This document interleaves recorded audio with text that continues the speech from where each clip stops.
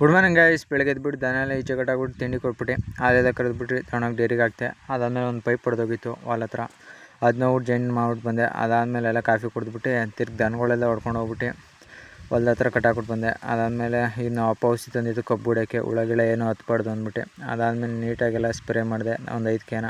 ಆದಮೇಲೆ ಮಧ್ಯಾಹ್ನ ನಮ್ಮ ಅಕ್ಕ ಊಟ ತಂದಿದ್ಲು, ನಾವೆಲ್ಲ ಊಟ ಮಾಡಿದ್ವಿ ಹೊಲ್ದ ಹತ್ರನೇ.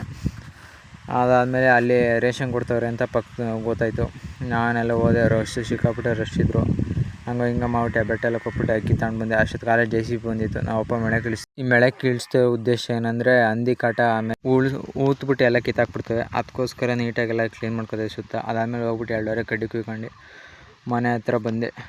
ಅಷ್ಟೊತ್ತು ಕಾಲೇ ನಮ್ಮ ತಮ್ಮ ದನ ಹಿಡ್ಕೊಂಬಂದೆ. ಅವಕ್ಕೆಲ್ಲ ತಿಂಡಿ ಕೊಟ್ಬಿಟ್ಟು ಹಾಲೆಲ್ಲ ಕರೆದ್ಬಿಟ್ಟು ತಗೊಂಡೋಗಿ ಡೈರಿಗೆ ಹಾಕ್ತೆ.